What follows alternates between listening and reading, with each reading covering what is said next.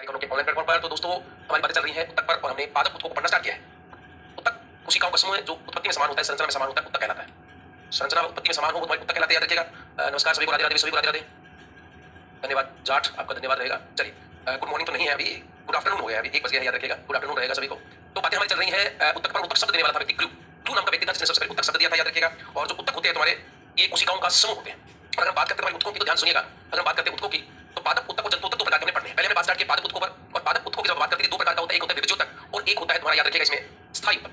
विभज्योतक वे होते हैं जिसकी कोशिकाओं में निरंतर विभाजन की क्षमता होती है। ऐसा उत्तक जो आजीवन विभाजन करता है। यही कारण होता है कि पौधे आजीवन वृद्धि करते हैं, याद रखिएगा। हमारे अंदर वृद्धि समय के बाद रुक जाती है, लेकिन पौधे आजीवन वृद्धि करते हैं और इसका कारण होता है कि उनके अंदर एक विशेष प्रकार का उत्तक या टिश्यू पाया जाता है जिसे विभज्योतक उत्तक कहा जाता है। इस उत्तक की खास बात होती है, इस उत्तक की कोशिकाएं जीवित होती है। इस कोशिकाओं में गेप नहीं होते, किसी प्रकार के निर्जीव पदार्थ नहीं होते, और ये जो उत्तक होता है इसकी कोशिका भित्ति सेलुलोज की बनी होती है, याद रखिएगा। और इसमें स्पष्ट केंद्र पर कोशिका द्रव्य पाए जाते हैं, इसमें निरंतर विभाजन होगा, इसलिए इस कोशिकाएं जीवित होती है। विद्युत उत्तकों में 2 प्रकार से वर्गीकृत किया था, पहला स्थिति के आधार पर और दूसरा कार्य के आधार पर। स्थिति के आधार पर हमने बात की थी कि स्थिति मतलब पौधे में कहां-कहां पाया जाता है। तो पौधे के टॉप पर मिलेगा, ये जड़ों के टॉप पर, और अगर पौधे के तने के टॉप पर मिलेगा तो वो तुम्हारा मिलेगा शीर्ष विभज्योतक एपिकल मेरिस्टेम, और उसमें विभाजन होने से पौधे की लंबाई में वृद्धि होती है। मैंने आप लोगों को ये भी बताया था। इसके बाद मैंने आप लोगों को ये भी करवाया था कि ये जो पर्व संधियां होती हैं, इन पर्व संधियों और पर्व, ये जो पर्व संधियां होती हैं, इनके आधार पर एक उत्तक पाया जाता है जिसे हम कहते हैं अंतर्वेशी। अंतर्वेशी विभज्योतक कहा था हमने। और ये जो अंतर्वेशी विभज्योतक होता है ये भी कार्य वृद्धि करता है, याद रखना। कई बार जब तुम घास को काट देते हो, या पशु जो होते हैं वो घास पौधों को खा जाते हैं, उसके बाद भी वो वृद्धि करते हैं, या पशु का जो चारा तुम लेकर आते हो, घास लेकर आते हो, उसको काटने के बाद भी वो कई पौधे वृद्धि करते हैं, तो वास्तव में वृद्धि इसी अंतर्वेशी विभज्योतक के कारण करते हैं, याद रखना। और इसके अलावा पौधों के साइड में जो पाया जाता है, जैसे पौधों की तने में वृद्धि होती है, तना मोटा होता है, तने में जो वृद्धि होती है वो इसी विभज्योतक के कारण होती है, हमारे पार्श्व विभज्योतक। तो 3 प्रकार का था। अगर पौधे के टॉप पर है तो वो शीर्ष विभज्योतक है, पर्व प्रसंधि के आधार पर है तो वो तुम्हारा अंतर्वेशी है, और पौधों के पार्श्व में साइड में पाया जाता है तो वो तुम्हारा लेटरल होगा, याद रखना। पार्श्व विभज्योतक होगा, लेटरल होगा, पार्श्व विभज्योतक उत्तक होता है। तो ये 3 प्रकार के उत्तकों पर हमारी चर्चा चली, याद रखिएगा। इसके बाद हमने बात की थी दूसरे प्रकार की, और इसमें मैंने आपको बताया था प्राक उत्पत्ति के आधार पर बताया था। प्राक विभज्योतक प्रोटोडर्म बोला था, भ्रूण विभज्योतक जिसको हमने ग्राउंड मेरिस्टेम बोला था, और प्रोकेम्बियम प्राक एथा वाला विभज्योतक बोला था। 3 प्रकार के इसके बाद भी हमने पढ़े थे। तो मैंने आप लोगों को बताया था कि जब हम पौधे को अंदर से बाहर की तरफ देखते हैं तो मैंने आप लोगों को बताया था कि बिल्कुल अंदर में ये पेरिसाइकिल होता है, और पेरिसाइकिल में मज्जा किरणें पाई जाती है। ये मज्जा किरणें होती है, और मज्जा किरणों में पथरेस के अंदर मज्जा भरी होती है, इसमें कुछ ऐसे बंडल पाए जाते हैं, वेस्कुलर बंडल, संवहन उत्तक कहते हैं। और ये जो संवहन उत्तक होते हैं, ये जो संवहन उत्तक होते हैं, याद रखिएगा, इनमें जाइलम और फ्लोएम पाया जाता है। जाइलम और फ्लोएम पाया जाता है, जाइलम और फ्लोएम। तो याद रखिएगा, जाइलम अंदर की तरफ मिलेगा, ये अंदर की तरफ होता है, और फ्लोएम होता है। इसके बाद ये पेरिसाइकिल था, पेरिसाइकिल के बाहर की तरफ वाला भाग अंतस्थ त्वचा होता है, एंडोडर्मिस होता है। इसके बाद कोर्टेक्स वाला भाग होता है, इसके बाद, और ये सबसे बाहर आपकी एपिडर्मिस होती है, एपिडर्मिस होती है। तो इस प्रकार ये जितनी चीजें बनी होती है, सबसे बाहर वाला भाग, ये जो एपिडर्मिस वाला भाग होता है, एपिडर्मिस वाला भाग होता है, इसको बनाने का काम होता है प्राक त्वक, जिसको हम प्रोटोडर्म बोलेंगे। ये तुम्हारा प्रोटोडर्म वाला जो विभज्योतक होता है वो इसको बनाता है। सीधा प्रश्न आता है कि एपिडर्मिस का निर्माण कौन करता है। इसके बाद हमारी इस वाली जितनी परतें होती है, इसके बाद वाली जितनी परतें होती हैं तुम्हारी, वो सब का निर्माण तुम्हारा भ्रूण विभज्योतक करता है। भ्रूण विभज्योतक करता है, और बिल्कुल मध्य भाग में ये जो वेस्कुलर बंडल आपको दिखाई दे रहे हैं, इनका निर्माण करने के लिए प्रोकेम्बियम होती है। प्रोकेम्बियम जिसको हम प्राक एथा कहते हैं, प्राक एथा करते, याद रखिएगा। तो ये तुम्हारी हाइपोडर्मिस होती है, ये तुम्हारा कोर्टेक्स वाला भाग होता है, ये एंडोडर्मिस होती है, ये पेरिसाइकिल होता है, ये पिथरेज होती है, और बिल्कुल मध्य में एक तरल पदार्थ होगा पित्त। इन सब का निर्माण भ्रूण उत्तक करेगा। और ये जो वेस्कुलर बंडल है जिसमें जाइलम और फ्लोएम होते हैं, जाइलम और फ्लोएम होते हैं, इनका निर्माण करने का कार्य जो होगा वो आपका, याद रखिएगा, प्रोकेम्बियम या प्राक एथा होती है। 3 प्रकार के होते हैं, प्राक त्वक, भ्रूण उत्तक, और ये तीनों उत्पत्ति के आधार पर इसका कार्य के आधार पर, कार्य के आधार पर, स्थिति के आधार पर 2 प्रकार पड़ते हैं। कार्य और स्थिति के आधार पर हमने चर्चा कर ली। अब इसके बाद है स्थायी उत्तक, ध्यान से सुनना।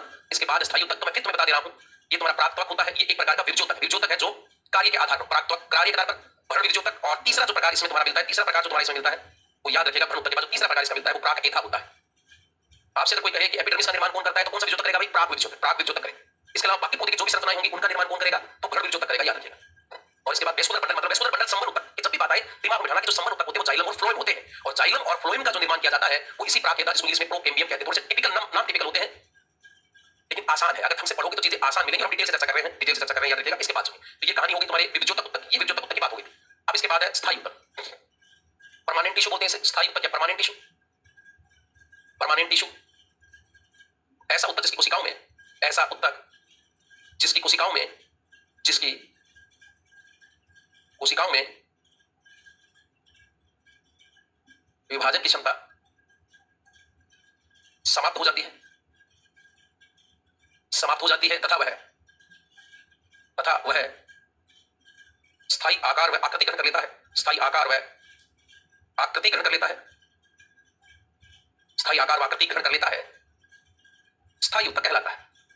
स्थायी उत्तक कहलाता है, याद रखिएगा, स्थायी उत्तक कहलाता है। तो ये तुम्हारा परमानेंट टिश्यू, स्थायी उत्तक हो गया। ऐसा उत्तक जिसकी कोशिकाओं में विभाजन नहीं होगा, और जिस उत्तक की कोशिकाओं में विभाजन होता है वो विभज्योतक होता है, और जिस उत्तक की कोशिकाओं में विभाजन खत्म हो जाएगा अब वो तुम्हारा परमानेंट टिश्यू हो जाएगा। नमस्कार पार्वती, सभी को नमस्कार भाई, सभी को नमस्कार। तो ध्यान रखना कि उसमें अंतर क्या है। पहला, विभज्योतक उत्तक में आजीवन विभाजन होगा, और इस उत्तक में विभाजन नहीं होता है। ये स्थायी आकार और आकृति वाली कोशिकाएं होती है जिनमें किसी प्रकार का कोई विभाजन नहीं होता है, कोई विभाजन नहीं होता है। यह 3 प्रकार का होता है, यह 3 प्रकार का होता है, याद रखिएगा। यह 3 प्रकार का होता है, यह 3 प्रकार का होता है, यह 3 प्रकार का होता है। पहला होता है, यह 3 प्रकार का सरल स्थायी उत्तक, सरल स्थायी उत्तक, सरल स्थायी उत्तक और विशेष उत्तक, ये तीन प्रकार का था। आपको याद हो, मैंने बताया था उस दिन सारणी बनाकर, परसों जब हमारी चर्चा हो रही थी तो मैंने सारणी बनाकर एक एक चीज आप लोगों को रख रही। सरल स्थायी उत्तक क्या है? जब समान प्रकार की कोशिकाएं समान कार्य करती है, समान प्रकार की कोशिकाएं समान कार्य करती है, तो इस प्रकार का उत्तक तुम्हारा क्या कहलाता है? सरल स्थायी उत्तक। तो ऐसा उत्तक, या मैं ये कहूं, जब समान प्रकार की कोशिकाएं, जब समान प्रकार की कोशिकाएं, जब समान प्रकार की कोशिकाएं समान कार्य करती है, जब समान प्रकार की कोशिकाएं समान कार्य करती है, तो ऐसे उत्तक को सरल स्थायी उत्तक कहते हैं। सरल स्थायी उत्तक कहते हैं। तो समान प्रकार की कोशिकाएं समान कार्य करती है, तो इस प्रकार का जो तुम्हारा उत्तक होता है वो सरल स्थायी उत्तक होता है। पहला विभजोतक उत्तक था जिसमें विभाजन होगा, और ऐसा उत्तक जिसकी कोशिकाओं में कोई भी प्रकार का विभाजन नहीं होता है वो आपका कहलाता है, याद रखिएगा, परमानेंट टिश्यू या स्थायी उत्तक। और ये भी तीन प्रकार का है। इसमें पहला तुम्हारा होता है, याद रखिएगा, इसमें जो तुम्हारा पहला है वो है सरल स्थायी उत्तक। जब समान प्रकार की कोशिकाएं समान कार्य करती है तो ऐसे उत्तक को सरल स्थायी उत्तक कहा जाता है। एक सेकंड रुकिएगा लोग। तो ऐसे उत्तक को हम सरल स्थायी उत्तक कहते हैं। और जो तुम्हारा सरल स्थायी उत्तक होता है, बस एक सेकंड रुकिएगा,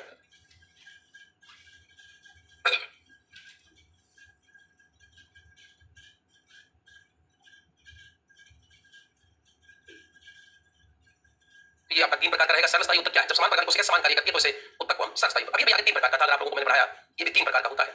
यह तीन प्रकार का होता है, मैंने एक करके आपको बताया था तीन प्रकार का होता है जब मैंने सारणी बनवाई थी, आप लोगों को याद हो। पहला है मृदुतक, दूसरा आपको पता है स्थूल गुणोत्तक, और तीसरा दृढ़ोत्तक। पहले पेरेन्काइमा, पहला कौन सा है भाई? पेरेन्काइमा। पहला है तुम्हारा पेरेन्काइमा, मृदुतक है। पेरेन्काइमा होता है पहला वाला, पहला पेरेन्काइमा। तो क्या है पेरेन्काइमा? ध्यान से सुनना, पेरेन्काइमा क्या है? यह एक आधारभूत उत्तक है। यह एक आधारभूत उत्तक है जो सभी पौधों में, जितने भी पौधे हैं हमारे, जो सभी पौधों में वह पौधों के सभी भागों में पाया जाता है। सभी भागों में पाया जाता है, सभी भागों में पाया जाता है, याद रखिएगा। कौन सा ऐसा उत्तक है जो सभी पौधों में, सभी पौधों का मतलब होता है चाहे वो जलीय पौधक है, चाहे वो स्थलीय पादप है, चाहे छोटे एकबीजपत्री पादप है, चाहे बड़े द्विबीजपत्री पादप, जितने प्रकार के पौधे होते हैं उन सब में ये पाया जाता है तुम्हारा कौन सा? मृदुतक। तो ये एक आधारभूत उत्तक है जो पौधों के, जो सभी पौधों में, वो पौधों के सभी भागों में पाया जाता है।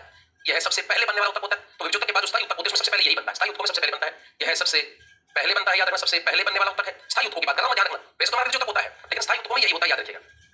तो यह सबसे पहले बनता है, सबसे पहले बनने वाला उत्तक है, सबसे पहले बनने वाला उत्तक है, याद रखिएगा, सबसे पहले बनने वाला उत्तक है ये। और दूसरी बात मैं यहाँ पर कहूँ, इस उत्तक की कोशिकाएं जीवित होती है। उत्तक की कोशिकाएं जीवित होती है। इस उत्तक की कोशिकाएं जीवित, सेम बातें चलेंगी, सब में बहुत कुछ अंतर है, थोड़ा सा अंतर के आधार पर देखना भी क्या काम देती है। इस उत्तक की कोशिकाएं जीवित होती है, जीवित होती है। इसमें स्पष्ट केंद्रक मिलता है, याद रखिएगा, इसमें स्पष्ट केंद्रक पाया जाता है, स्पष्ट केंद्रक पाया जाता है। तीसरी बात जो याद रखिएगा, इसमें लिखवा रहा हूं, तुम लोगों को इंपॉर्टेंट है, इसकी कोशिका भित्ति, इसकी कोशिका भित्ति पतली व सेलुलोज की बनी होती है, याद रखिएगा, सेलुलोज की बनी होती है। मतलब तुम्हारा जो विभजोतक उत्तक होता है उसके द्वारा सबसे पहले यही उत्तक बनता है, मृदुतक। तो जो बातें मोस्टली तुम्हारी इस उत्तक के लिए चलेगी, मृदुतक के लिए सेम बातें वो विभजोतक वाली चलती है, याद रखिएगा। तो ये वो उत्तक होता है, ये वो उत्तक होता है जिसकी कोशिकाएं जीवित होती है और इसकी कोशिका भित्ति पतली होती है और इसमें स्पष्ट केंद्रक भी पाया जाता है। तो ये तुम्हारा है आपका पेरेन्काइमा, ये तुम्हारा पेरेन्काइमा, याद रखिएगा। इसके अलावा इसकी अंतःकोशिकीय अवकाश, इसमें कोई भी प्रकार का गैप नहीं पाया जाता है। इसकी कोशिकाओं में गैप नहीं पाए जाते, याद रखिएगा, गैप नहीं पाए जाते हैं। सेम वही सारी बातें हैं, बस ये पेरेन्काइमा है, अभी स्थायी हो जाए। यानी ऐसा विभजोतक जिसमें विभाजन नहीं हो पा रहा है और वो स्थायी आकार और आकृति ग्रहण कर रहा है, जिसमें समान प्रकार की कोशिकाएं समान कार्य करती हैं, तो वो तुम्हारा मृदुतक कहलाता है। ये मृदुतक हो गया है। ये आधारभूत उत्तक है जो सभी पौधों में और पौधों के सभी भागों में पाया जाता है और इसकी उत्तक कोशिकाएं जीवित होती है, स्पष्ट केंद्रक मिलेगा, कोशिका भित्ति पतली और सेलुलोज की बनी, उसमें कोई गैप भी नहीं होते हैं। और इसका कार्य होता है भोजन का निर्माण व भोजन का संचय करना। कार्य इंपोर्टेंट रहते हैं, कई बार इसमें प्रश्न आ जाते हैं। कार्य क्या है? भोजन का निर्माण करना, भोजन का निर्माण करना, भोजन का निर्माण करना, पहला कार्य ये है। और दूसरा इसमें कार्य है भोजन का संचय करना, याद रखना, भोजन का संचय करना इसका कार्य होता है। पहला उत्तक सरल स्थायी उत्तकों में पहला उत्तक है मृदुतक। मृदुतक पेरेन्काइमा एक ऐसा उत्तक है जब सभी पौधों में, जितने पौधों में देखते समय मिलेगा, पौधों की सभी कोशिकाओं में पाया जाता है। ये प्रश्न इंपोर्टेंट बनता है, याद रखें। अब मैं एक नोट डाल रहा हूं, यदि तुम्हारे इस पेरेन्काइमा में मृदुतक में अगर हरित लवक पाया जाता है, ध्यान सुनना मेरी बात में क्या बोल रहा हूं, यदि पेरेन्काइमा के अंदर हरित लवक पाया जाता है, क्लोरोप्लास्ट पाया जाता है, तो ऐसे पेरेन्काइमा को कोलेनकाइमा कहते हैं। कोलेनकाइमा मतलब ये कोलेनकाइमा होगा, तुम्हें पता है कि भोजन का निर्माण करेगा। तो नोट लिख रहा हूं, नोटा नहीं लिख रहा, हमारे कंट्रोल में चुनाव इसलिए नोटा निकल रहा है। नोट याद रखिए, नोट क्या है, ध्यान से सुनना। जब मृदुतक की कोशिकाओं में, मृदुतक की कोशिकाओं में हरित लवक पाया जाता है, मतलब क्लोरोप्लास्ट पाया जाता है, क्लोरोप्लास्ट पाया जाता है, क्लोरोप्लास्ट पाया जाता है, तो ऐसे मृदुतक को हरित उत्तक, हरित लवक नहीं, हरित उत्तक कोलेनकाइमा कहते हैं। क्लोरेनकाइमा कहते हैं। अभी क्लोरेनकाइमा कार्य क्या करेगा भाई? ये कार्य करेगा प्रकाश संश्लेषण, और जब ये प्रकाश संश्लेषण करेगा तो भोजन का निर्माण करेगा। तो प्रकाश संश्लेषण करना, प्रकाश संश्लेषण करना। तो ऐसा पेरेन्काइमा जिसकी कोशिकाओं में हरित लवक पाया जाता है, तो ऐसे पेरेन्काइमा को क्या कहा जाता है? तो याद रखिएगा, ऐसे पेरेन्काइमा को कहा जाता है क्लोरीनकाइमा और इसका कार्य होता है प्रकाश संश्लेषण करना। तो ये है तुम्हारा पहला सर्वस्थायी उत्तक। मैं फिर रिपीट कर रहा हूं, ऐसा उत्तक जिसकी कोशिकाओं में विभाजन नहीं हो रहा है और वो स्थायी आकार और आकृति ग्रहण कर चुकी है, तो ऐसे उत्तक को हम कहते हैं, याद रखिएगा, ऐसे उत्तक को कहा जाता है तुम्हारा स्थायी उत्तक, परमानेंट टिश्यू। अभी तीन प्रकार का है। जब समान प्रकार की कोशिकाएं समान कार्य करती है तो ऐसे उत्तक को कहते हैं सर्वस्थायी उत्तक। उसमें पहला है तुम्हारा, याद रखिएगा, पहला है इसमें पेरेन्काइमा, पहला है इसमें पेरेन्काइमा, याद रखिएगा। और इसके बाद इसमें जो दूसरा तुम्हारा आता है, दूसरा आता है वो होता है कोलेनकाइमा, याद रखिएगा। दूसरा जो तुम्हारे इसमें रहता है वो है कोलेनकाइमा। तो दूसरा कौन सा है इसमें? स्थूल कोणोत्तक, हिंदी में याद रखिए स्थूल कोणोत्तक, स्थूल कोणोत्तक या इसे कोलेनकाइमा कहते हैं, कोलेनकाइमा। ये लो भी कोलेनकाइमा, ये क्या है? तो पेरेन्काइमा के बाद कोलेनकाइमा होगा। ये जो उत्तक होता है ये सभी भागों में, पौधों में, सभी पौधों में या सभी भागों में नहीं पाया जाता है। यह केवल, यह उत्तक केवल, ध्यान से सुनना शब्द में लिखा हूं, यह उत्तक केवल शाकीय है। शाकीय मतलब ऐसे जो हमेशा हरे रहने वाले पौधे होते हैं, पेड़ नहीं, पौधे जैसे हमारी झाड़ियां वाड़ियां होती है, शाकीय पौधे जो होते हैं वो वाले। ये उत्तक केवल शाकीय द्विबीजपत्री, पेड़ों में नहीं बोल रहा मैं, शाकीय जो घास टाइप के द्विबीजपत्री पादप होते हैं, घास जैसे पतुआ हो गया तुम्हारा, उस टाइप का जो पौधा होता है, उस शाकीय द्विबीजपत्री। द्विबीजपत्री का मतलब ऐसे पौधे जिनके बीज में दो बीजपत्र होते हैं। जैसे हमारे पास चना है, चने को आप दो भागों में बांट सकते हो, तो द्विबीजपत्री पादप। जैसे मटर है, मटर के बीज को आप दो भागों में बांट सकते हो, तो द्विबीजपत्री पादप होते हैं। शाकीय का मतलब जैसे चना हो गया तुम्हारा, शाकीय पौधा होता है चना, द्विबीजपत्री पादप है। मटर एक द्विबीजपत्री पादप है, याद रखना। इनमें तो ये तो केवल शाकीय द्विबीजपत्री पादपों में पाया जाता है, पादपों में पाया जाता है। एक बीजपत्री में नहीं पाया जाता द्विबीजपत्री, झाड़ियों में नहीं पाया जाता है द्विबीजपत्री, पेड़ों में नहीं पाया जाता, केवल शाकीय पौधों में। ऐसे पौधे हमें सारे रहते हैं, जैसे तना तुम्हारा जितने हरा रहेगा उतना देखो उसका एक जीवन काल के बाद पुनः हो जाएगा। तो शाकीय, शाकीय मतलब ऐसे हरे द्विबीजपत्री जो छोटे पौधे होते हैं। झाड़ियों का जीवन काल बहुत लंबा होता है, शाकीय पौधे वो जो जिनका जीवन काल 6 महीने 6 महीने से कम होता है, 6 महीने 6 महीने से कम होता है, वो शाकीय। जैसे चना हो गया, चने के अलावा मटर हो गई, ये जो हमारे पौधे होते हैं ये शाकीय द्विबीजपत्री पादपों के तनों में पाया जाता है। पादपों में या केवल शाकीय द्विबीजपत्री पादपों के तनों में पाया जाता है, पादपों के तनों में पाया जाता है, ये तनों में पाया जाता है। ये इंपॉर्टेंट बात है, इसको तनों में पाया जाता है, तनों में पाया जाता है, तनों में पाया जाता है, याद रखिएगा। अच्छा, इस उत्तक की कोशिकाएं भी जीवित होती हैं, इस उत्तक की कोशिकाएं भी जीवित होती हैं, इस उत्तक की कोशिकाएं भी जीवित होती हैं, इस उत्तक की कोशिका भित्ति, इस उत्तक की कोशिका भित्ति आंशिक मोटी होती है। आंशिक मोटी मतलब थोड़ी मोटी होती है, पूरी मोटी नहीं होती, थोड़ी मोटी होती है, आंशिक मोटी होती है, आंशिक मोटी होती है, आंशिक मोटी होती है, जो सेलुलोज के साथ साथ याद रखना पैक्टिन की बनी होती है। आंशिक मोटी होती है। ये मैं तुम्हें केवल नवी वाली बातें पढ़ा रहा हूं और ज्यादा कोई बहुत डीप नहीं करवा रहा हूं, याद रखना नवी वाली बातें हमें पढ़नी पड़ेगी। और जिन लोगों को लगता है कि डीप चल रहे हैं तो देखो भैया मौत और क्वेश्चन का कोई भरोसा नहीं होता है। जब मौत क्वेश्चन आता है तो कई से आने के बाद वो इंपॉर्टेंट हो जाता है, याद रखिएगा। ये बात आपको पढ़ने के लिए टाइम है तो हम इतना पढ़ लेते हैं, नवी का कम से कम पढ़ सकते हैं। इस उत्तक की कोशिका भित्ति आंशिक मोटी होती है तथा सेलुलोज व पैक्टिन की बनी होती है, पैक्टिन की बनी होती है, पैक्टिन की बनी होती है। सब में प्रश्न आ सकता है कि इनमें से कौन सा कथन सत्य है, कौन सा कथन असत्य है, याद रखिएगा। इस उत्तक की कोशिकाओं में, इस उत्तक की कोशिकाओं में गैप नहीं पाया जाता है, कोशिकाओं में गैप नहीं पाया जाता है। जिस प्रकार तुम्हारे मृदुतक में भी गैप नहीं पाया जाता, उसी प्रकार इसमें भी गैप नहीं पाया जाता है। इस उत्तक की कोशिकाओं में गैप नहीं पाया जाता, याद रखना। और इस उत्तक का जो कार्य होता है, कार्य होता है वो याद रखिएगा। इस उत्तक का जो कार्य होता है, कार्य बहुत इंपॉर्टेंट है, लचकमयी दृढ़ता प्रदान करना। तुम लोगों ने देखा होगा द्विबीजपत्री पादपों के जो तने होते हैं, तने और जो शाखाएं होती है, शाखा उनमें भी ये उत्तक पाया जाता है। द्विबीजपत्री पादपों की जो बड़ा तना होता है, उसकी जो शाखाएं होती है, शाखाएं ब्रांचेस होती हैं, उनमें भी ये उत्तक पाया जाता है। तुम लोगों ने देखा होगा कि जब बहुत तेज आंधियां आती हैं तो तुम लोगों ने देखा होगा कि तुम्हारे जो घासफूल के पादप होते हैं, एक बीजपत्री पादप जैसे हमारे गेहूं चावल होते हैं, ये क्या होता है, जब तेज आंधी आती है तो ये इनका तना टूट जाता है। और जब इनका तना टूट जाता है, जब इनका तना टूट जाता है तो ये गिर जाते हैं। पेड़ खेतों में देखा तुमने तना टूटने से गिर जाते हैं, कहते हैं आड़ी गिरी फसल। वो गिरने का कारण है क्योंकि एक बीजपत्री पादपों के तनों में गेहूं चावल मक्का, इनके बाजरों, इन बाजरे में ये जो पौधे होते हैं गेहूं चावल मक्का बाजरा भी, इनके तनों के अंदर ये उत्तक नहीं पाया जाता है। और जब ये उत्तक नहीं पाया जाता है तो लचक में दृढ़ता नहीं आती और जब तेज हवा के झटके लगते हैं तो इनका तना टूट जाता है। लेकिन इसके अलावा तुम लोगों ने देखा होगा जो चना होता है इनके तने नहीं टूटते। इनका कारण है क्योंकि इनके तनों में लचकमयी दृढ़ता, जैसे पौधा तेज आंधी आई इधर झुक जाएगा, ऐसे तुमने टहनियां देखी हो, टहनियां से झुक जाएंगी, इधर झुक जाएंगी, लेकिन वो टूटती बहुत कम है। जब बहुत तेज आंधी आती है तब टूट जाती है। तो लचकमयी दृढ़ता जो प्रदान करता है वो वास्तविकता में यही उत्तक करता है। तो याद रखना, इस उत्तक का कार्य पूछे तो द्विबीजपत्री पादपों के तनों में ये लचकमयी दृढ़ता प्रदान करता है, याद रखना। तो पौधों में लचकमयी दृढ़ता प्रदान करना, ये इंपॉर्टेंट बात है, याद रखना। पौधों में लचकमयी दृढ़ता प्रदान करना इस उत्तक का कार्य है। क्या है इस उत्तक का कार्य? पौधों में लचकमयी दृढ़ता प्रदान करना। इसके अलावा अगर हम देखें तो ये जो पौधा होता है ये क्या करता है, ध्यान सुनना। मैंने अभी आप लोगों को एक चीज बताऊंगा, याद रखिएगा, नोट लिख रहा हूं। यह उत्तक, यह उत्तक द्विबीजपत्री तनों में, द्विबीजपत्री पादपों के तनों में, पादपों के तनों में हाइपोडर्मिस बनाता है, मतलब अधस त्वचा बनाता है, अधस त्वचा बनाता है, अधस त्वचा बनाता है, हाइपोडर्मिस बनाता है, हाइपोडर्मिस बनाता है, अधस त्वचा बनाता है, जिससे लचकमयी दृढ़ता आती है, जिससे लचकमयी दृढ़ता आती है, याद रखना। और वो तेज आंधियों में टूटते नहीं है, इधर उधर हो जाते हैं। तो जो अधस त्वचा होती है वैसे आपको मैंने बताया था कि भ्रूण उत्तक, द्विबीजोत्तक में भ्रूण उत्तक इसका निर्माण करता है। और भ्रूण उत्तक क्या बनाएगा अभी आपका, बनाएगा स्थूल कोणोत्तक, यानी अभी मैंने बताया कोलन बनाएगा। कोलन कहां पाया जाता है, वही त्वचा में, और इस वजह से तुम्हें लचकमयी दृढ़ता प्रदान करता है। इसके अलावा एक बीजपत्री जो पादप होते हैं, अच्छा यह उत्तक, यह उत्तक पत्तियों के किनारों पर भी पाया जाता है, पत्तियों के किनारों पर भी पाया जाता है, किनारों पर भी पाया जाता है, पत्तियों के किनारों पर भी पाया जाता है, पत्तियों के किनारों पर भी पाया जाता है, जिससे तेज आंधियों में, तेज हवाओं या आंधियों में पत्तियां फटती नहीं, पत्तियां फटती नहीं है। याद रखना, अगर आपसे पूछे कि तेज आंधियों में तो ये पत्तियां फटती क्यों नहीं है जब तेज, तो इनके किनारों पर एक ऐसा ऊतक पाया जाता है जो उसको फटने से रोक देता है और लचक में दृढ़ता देता है, ऐसे होती रहती है। तो ये ऊतक होता है तुम्हारा कोलियन काइमा, या आपको इसको कहते हैं आपका स्थूल कोण ऊतक। याद रखना, तो पहला पढ़ा हमने पेरेन काइमा, आधार ऊतक तक सभी पौधों के अंदर सभी कोशिकाओं में मिले, लेकिन द्विबीजपत्री शाखित द्विबीजपत्री पादपों के तनों में पाया जाने वाला ऊतक होता है हमारा ये स्थूल कोण। इसका पत्तियों में मिलेगा, शाखाओं में भी मिल सकता है। याद रखिएगा, लचक में दृढ़ता प्रदान करता है। दोनों थोड़ी कोशिकाएं जीवित होती हैं, सेलुलोज की बनी होती है। याद रखना, पेरेन काइमा के अंदर केवल सेलुलोज होता है और स्थूल कोण ऊतक में क्या होता है, जब याद रखना पेरेन काइमा में जब सेलुलोज के साथ पैक्टिन बन जाता है, सेलुलोज के साथ क्या बन जाए, पैक्टिन, तब उस वाले ऊतक को हम नाम दे देते हैं कि ये तुम्हारा स्थूल कोण ऊतक है। पैक्टिन एक ऐसा कार्बोहाइड्रेट का पदार्थ होता है जो उनमें लचक में दृढ़ता दिलाता है। तो आप लोगों को ये दोनों बातें याद हो गई होगी, दो प्रकार के ऊतक पढ़ लिए। अच्छा, इसमें एक लाइन को ले देता हूं, एक बीजपत्री पादपों, गेहूं, चावल, मक्का आदि आदि पादपों के तनों में यह ऊतक नहीं पाया जाता है, यह ऊतक नहीं पाया जाता। याद रखिएगा, यह ऊतक नहीं पाया जाता है। इसलिए तेज हवाओं या आंधियों में, इसलिए तेज हवाओं व आंधियों में, तेज हवाओं व आंधियों में इनके तने टूट जाते हैं, एक बीज पादपों के तने टूट जाते हैं, तने टूट जाते हैं।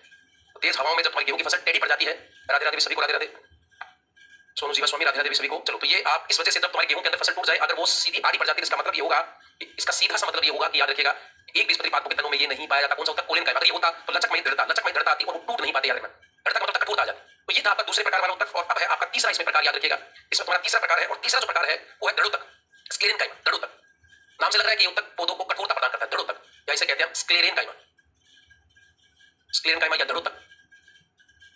ये ऊतक क्या है, ध्यान से सुनने मेरी बात को।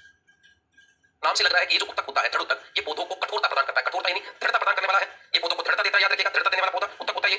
तो यह ऊतक यांत्रिक ऊतक होता है, यह मुख्य यांत्रिक ऊतक होता है। यांत्रिक मतलब जो यांत्रिक सहारा देता है, यह मुख्य यांत्रिक ऊतक होता है। इस ऊतक की कोशिकाएं मृत होती है। याद रखना, इस ऊतक की कोशिकाएं सजीव ना होकर निर्जीव होती है, जीवित ना होकर कोशिकाएं निर्जीव होती है। क्यों होती है, अभी ध्यान रखना। उस ऊतक की कोशिकाएं निर्जीव होती है। याद रखना, इस ऊतक की कोशिका भित्ति, इस ऊतक की कोशिका भित्ति, इस ऊतक की कोशिका भित्ति जो होती है वो पूर्णतः मोटी है, पूर्ण रूप से मोटी होती है, पूर्ण रूप से मोटी होती है, पूर्ण रूप से मोटी होती है, पूर्ण रूप से मोटी होती है, तथा सेलुलोज व लिग्निन की बनी होती है, सेलुलोज व लिग्निन की बनी होती है, लिग्निन की बनी होती है। याद रखना, इसमें लिग्निन का जमा हो जाता है सेलुलोज के साथ साथ। लिग्निन कठोर कार्बोहाइड्रेट होता है, और इस लिग्निन का जमा हो जाता है सेलुलोज के साथ साथ, तो इस वजह से इसमें इतनी कठोरता आ जाती है, भयंकर वाली कठोरता आ जाती है, और इस वजह से इसे यांत्रिक ऊतक कहा जाता है। यांत्रिक ऊतक कहा जाता है। तुमने कभी बेर खाया हो, बेर, या तुमने कभी अखरोट खाया हो, उसके ऊपर का जो आवरण होता है, बेर के ऊपर का जो आवरण होता है वो इसी का बना होता है, तुम्हारे दृढ़ोतक का बना होता है। या तुमने कभी काजू देखा, इसका आपने देखा होगा कि पिस्ता जो होता है, पिस्ते के ऊपर का जो आवरण होता है, कठोर आवरण होता है, वो इसी का बना होता है। कभी तुमने नाशपाती खाई, तो नाशपाती के अंदर जो कठोरता मिलती है वो इसी वजह से मिलती है, इसी ऊतक के कारण मिलती है। तो ये कठोर ऊतक होता है, और इसमें लिग्निन का जमा होने से ये कोशिकाएं क्या हो जाती है, निर्जीव हो जाती है। अब देखो, तीन प्रकार के ऊतक हमने पढ़ लिए हैं, पहला मृद ऊतक, दूसरा स्थूल कोण ऊतक, और तीसरा प्रकार का जो ऊतक होता है वो आपका है दृढ़ ऊतक। याद रखिएगा। तो इसकी अगर हम बात करें, इस ऊतक की बात करें, अगर हम ध्यान से सुन लेना, इस ऊतक की कोशिकाएं निर्जीव होती हैं, इसमें केंद्रक नहीं होता, उन दोनों में केंद्रक पाया जाता है। याद रखना, इस ऊतक की कोशिका में, इस ऊतक की कोशिकाओं में केंद्रक व कोशिका द्रव्य, केंद्रक व कोशिका द्रव्य नहीं पाया जाता है, केंद्रक व कोशिका द्रव्य नहीं पाया जाता। याद रखिएगा, नहीं पाया जाता है। और अगर मैं इसके बात करूं तो याद रखना, इसमें केंद्र भी नहीं होता और इसमें गैप पाए जाते हैं। इस ऊतक की कोशिकाओं में गैप पाए जाते हैं, इस ऊतक की कोशिकाओं में गैप पाए जाते हैं, गैप, अंतरा कोशिका अवकाश गैप पाए जाते हैं। इसका कार्य होता है कठोरता प्रदान करना। इसका जो कार्य होता है वो याद रखिएगा, कठोरता प्रदान करना।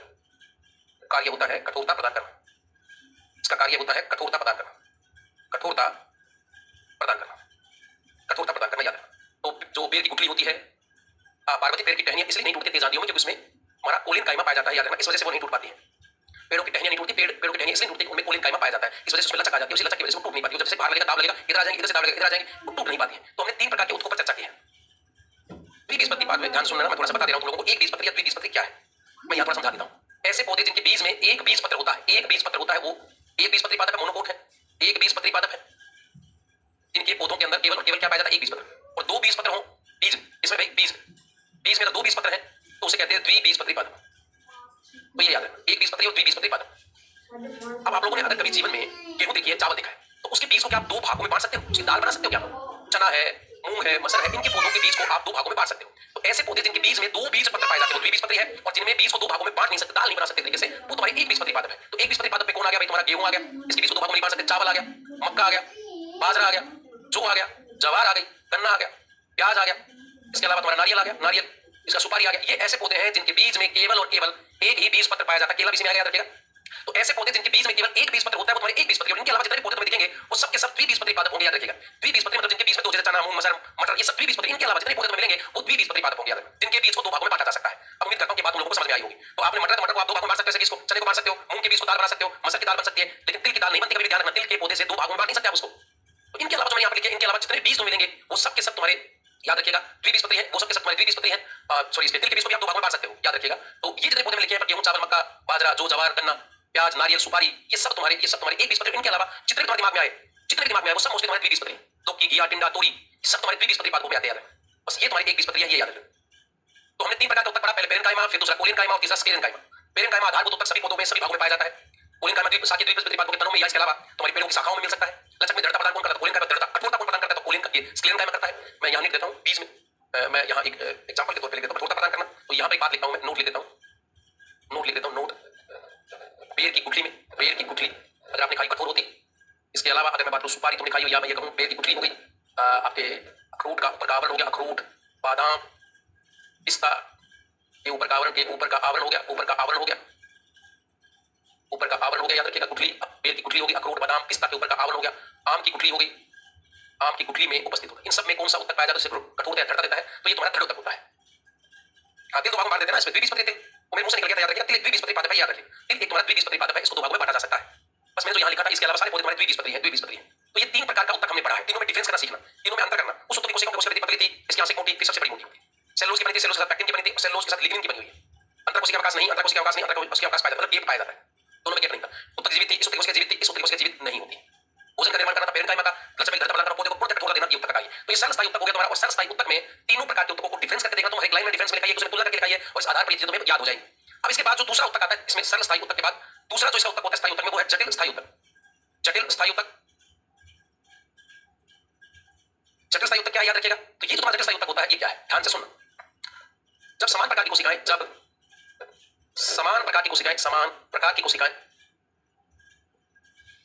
असमान कार्य करती हैं, असमान कार्य करती हैं, तो उसे जटिल स्थायी उत्तक कहते हैं, तो उसे जटिल स्थायी उत्तक कहते हैं। सॉरी, जब असमान प्रकार की कोशिकाएं, यहां लिखना था असमान प्रकार की कोशिकाएं समान कार्य करती है भाई, तो उसे जटिल स्थायी उत्तक कहते हैं। तो पहले से क्या पढ़ा है? समान प्रकार की कोशिकाएं समान कार्य करें, समान प्रकार की कोशिकाएं समान कार्य करें तो जटिल स्थायी उत्तक। और समान प्रकार की कोशिकाएं, असमान प्रकार की कोशिकाएं जो होती है, अलग प्रकार की कोशिकाएं, असमान प्रकार की कोशिकाएं जब समान कार्य करें तो जटिल स्थायी उत्तक होता है। याद रखना, ये इंपॉर्टेंट है। जब असमान प्रकार की कोशिकाएं समान कार्य करते हैं तो जटिल स्थायी उत्तक कहते हैं। यह दो प्रकार का होता है, यह दो प्रकार का होता है, याद रखिएगा, दो प्रकार का होता है, यह दो प्रकार का होता है। एक होता है इसमें जाइलम, एक होता है इसमें जाइलम, और एक होता है इसमें फ्लोएम। एक जाइलम होता है और एक फ्लोएम होता है। जाइलम वो जटिल स्थायी उत्तक होता है जो जल और खनिज लवणों का परिवहन करता है पौधे के अंदर। जाइलम से, जड़ों से जल को जाइलम पौधों तक की पत्तियों तक पहुंचाता है, ऊपर तक पहुंचाता है। एक पाइपलाइन नामक संरचना होती है, पाइपलाइन संरचना होती है, और पत्तियों में बने हुए भोजन को जड़ों तक कौन लेकर आता है? तो फ्लोएम लेकर आता है। जाइलम क्या करता है? जड़ों से जल को पत्तियों तक पहुंचा देता है, पत्तियों में बने हुए भोजन को जड़ों तक लाने का काम किसका होता है? फ्लोएम का होता है। और ये दोनों एक प्रकार से पाइपलाइन वाली व्यवस्था होती है। तो यहाँ असमान प्रकार की कोशिकाएं समान कार्य करेंगी, ये समान कार्य करेंगी, ये भोजन का परिवहन करेगा, वो जल का परिवहन करेगा। देखना कैसे संरचना में क्या क्या होता है, ध्यान से सुनना। पहला इसमें मैं तुम्हें पढ़ा रहा हूं जाइलम। जाइलम क्या है? ऐसा जटिल स्थायी उत्तक, ऐसा जटिल स्थायी उत्तक, ऐसा जटिल स्थायी उत्तक जो जल व खनिज लवणों का परिवहन करता है, जल व खनिज लवणों का परिवहन करता है। जड़ों से जो जल और खनिज लवण मिनरल्स आते हैं पौधे के पत्तियों तक पहुंचाने का काम किसका है? तो इसी जाइलम का है। ऐसा जटिल स्थायी उत्तक जो जल व खनिज लवणों का परिवहन करता है, परिवहन करता है, जाइलम कहलाता है, जाइलम कहलाता है। जाइलम के घटक क्या क्या है? जाइलम के घटक, तो जाइलम के मुख्य चार घटक होते हैं। इसके मुख्य चार घटक है भाई, मुख्य चार घटक। पहला जाइलम वाहिनिका, जाइलम वाहिनिकाएं, दूसरी जाइलम वाहिका, जाइलम वाहिका, और तीसरा होता है जाइलम मृदुतक, और चौथा होता है जाइलम दृढ़ोतक। अगर आपसे पूछे कितने घटक है भाई जाइलम में, कुल कितने घटक है? तो चार। जाइलम वाहिनिकाएं, जाइलम वाहिका, जाइलम मृदुतक और जाइलम दृढ़ोतक। तो ये चार घटक होते हैं तुम्हारे जाइलम के, ये चार घटक होते हैं तुम्हारे जाइलम के, याद रखिएगा। याद रखना, आपसे पूछे कितने घटक है तो चार घटक है। कौन कौन से चार घटक है? तो याद रखिएगा ये जो 4 घटक होते हैं तुम्हारे जाइलम वाहिनी का, ये ट्रेकियार्ड्स होती है, जाइलम ट्रेकियार्ड्स होती है, ट्रेकियार्ड्स होती है। दूसरा इसमें तुम्हारा होता है जाइलम ट्रेकिया। तीसरा होता है जाइलम पेरेन्काइमा, मर्दूतक है तो पेरेन्काइमा होगा, और हमेशा जीवित होता है मर्दूतक, दृढ़तक मत कोशिका होती है। ये होता है जाइलम स्क्लेरेन्काइमा। तो ये 3 हो गए तुम्हारे, 4 हो गए, xylem tracheids, xylem trachea, xylem parenchyma और जाइलम, ये दोनों भाग मुख्य होते हैं। ये दोनों भाग इसके मुख्य होते हैं। अगर आपसे पूछे कि जाइलम के 2 मुख्य भाग कौन से हैं, तो याद रखिएगा एक होता है तुम्हारा जाइलम ट्रेकियार्ड्स, एक ट्रेकिया, जाइलम वाहिनी का और जाइलम वाहिका। ये दोनों भाग मुख्य होते हैं और इन दोनों भागों को हम कहते हैं हेड्रोम। इस दोनों को हम कहते हैं हेड्रोम, याद रखिएगा इन दोनों को मिलाकर हेड्रोम। ये सबसे इंपॉर्टेंट प्रश्न याद रखिएगा, ये हेड्रोम वाला प्रश्न फर्स्ट ग्रेड हरियाणा पीजीटी वाला जो पेपर होता है, रीट का पेपर, उसमें पूछा जाता है हेड्रोम कौन है। तो जाइलम वाहिनी का और जाइलम वाहिका, इसी को हेड्रोम कहा जाता है, इसी को हेड्रोम कहा जाता है। इसमें ये वाला भाग जीवित होता है, ये वाला भाग जीवित होता है, बाकी तीनों भाग जो होते हैं मृत होते हैं। तो मैं लिख देता हूं यहां मुख्य भाग कौन कौन से हैं इसके, मुख्य भाग कौन कौन से हैं। इसके जो मुख्य भाग होते हैं वो जाइलम वाहिनिका और वाहिका, जाइलम वाहिनिका व जाइलम वाहिका, ये दोनों मुख्य भाग हैं और इन दोनों को ही हेड्रोम कहते हैं, हेड्रोम। ये तुम्हारे हेड्रोम है। अच्छा, निर्जीव भाग कौन से हैं इसके, निर्जीव भाग, ये तीनों निर्जीव भाग है, जाइलम वाहिनिका, जाइलम वाहिका और जाइलम दृढ़ोतक, जाइलम दृढ़ोतक, ये तीनों भाग इसके कैसे हैं। ये है आपके जाइलम वाहिनिका, लिख देता पूरा, जाइलम वाहिनिका, जाइलम वाहिका और जाइलम दृढ़ोतक, ये तीनों भाग इसके निर्जीव होते हैं। सजीव भाग कौन सा इसका, तो सजीव भाग आपसे पूछे कि केवल सजीव कौन है, तो जाइलम मृदुतक या पेरेन्काइमा, ये एक इसका भाग जीवित होता है, बाकी सभी भाग इसके मृत होते हैं। कार्य क्या है, जल व खनिज लवणों का परिवहन करना। तो उसका कार्य क्या है भाई, जल व खनिज लवणों का, खनिज लवणों को जड़ों से तनों तक पहुंचाना, तनों तक पहुंचाना, तनों क्या पत्तियों तक पहुंचाना, तनों से तनों व पत्तियों तक पहुंचाना, तनों व पत्तियों तक पहुंचाना, ये इसका कार्य हो गया। तो ये जाइलम क्या, ऐसा जटिल स्थायी होता है जो जल और खनिज लवणों का परिवहन करता है, वो जाइलम होता है। 4 घटक होते हैं, जाइलम वाहिनिका, जाइलम वाहिका, जाइलम मृदुतक और जाइलम दृढ़ोतक। इसमें 3 भाग मृत होते हैं, एक भाग सजीव होता है, 2 जो मुख्य भाग होते हैं उसी को हम हेड्रोम कहते हैं, याद रखना। तो ये हो गया तुम्हारा जाइलम। जाइलम के बाद अगला है तुम्हारा फ्लोएम, अगला है तुम्हारा फ्लोएम, याद रखिए ये है फ्लोएम। तो फ्लोएम क्या है, याद रखना, फ्लोएम ऐसा जटिल स्थायी ऊतक, ऐसा जटिल स्थायी ऊतक जो, ऐसा जटिल स्थायी ऊतक जो भोज्य पदार्थों का परिवहन करता है, तो का परिवहन करता है, भोज्य पदार्थों का परिवहन करता है, फ्लोएम कहलाता है। ये लो, ये फ्लोएम, भोज्य पदार्थों का अगर परिवहन करता है तो फ्लोएम कहलाता है। सिस्टमैटिक ढंग से लिख रहे बातों। फ्लोएम के घटक क्या है, फ्लोएम के घटक, और मोस्टली इसके 4 घटक होते हैं। इसके 4 घटक है, जैसे जाइलम के 4 घटक है, इसके भी 4 घटक है, इसके भी 4 घटक है। कौन से 4 घटक है, तो ध्यान सुनना। पहला है तुम्हारा फ्लोएम सहकोशाली, फ्लोएम चालनी नलिका बोली, तो पहला है चालनी नलिका, चालनी नलिका। दूसरा है सहकोशिका, दूसरा है सहकोशिका। तीसरा है फ्लोएम मृदुतक, फ्लोएम मृदुतक।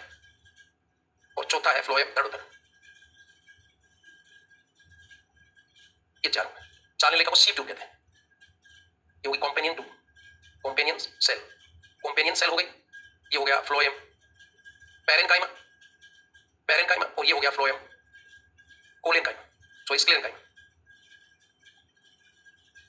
तो ये 4 भाग, इनमें से ये 2 मुख्य हैं और इन 2 मुख्य भागों को लेप्टोन कहते हैं। ये इंपॉर्टेंट है, याद रखना, लेप्टोन कहते हैं। इन 2 भागों को जो मुख्य होते हैं इसी को लेप्टोन कहा जाता है।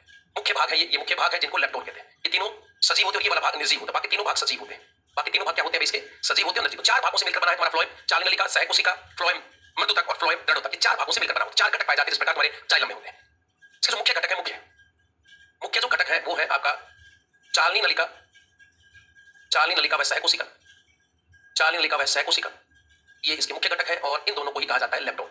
मिला देंगे तो ये लेप्टोन। अगर आ जाएगा लेप्टोन का शब्द किससे है, तो याद रखिएगा फ्लोएम से। लेप्टोन का शब्द किससे है, तो याद रखना फ्लोएम से होता है। अच्छा, सजीव घटक कौन से हैं, तो सजीव घटक 3 है। सजीव घटक कौन कौन से, चालनी नलिका है, इसके बाद सहकोशिका है, वह फ्लोएम मृदुतक है, फ्लोएम मृदुतक है। और अगर आपसे पूछे कि इसके निर्जीव घटक कौन कौन से हैं, याद रखिएगा निर्जीव घटक, तो ये निर्जीव घटक हो जाएगा तुम्हारा फ्लोएम दृढ़ोतक। और इसका कार्य होता है पत्तियों से भोजन को, पत्तियों से भोजन को जड़ों तक पहुंचाना,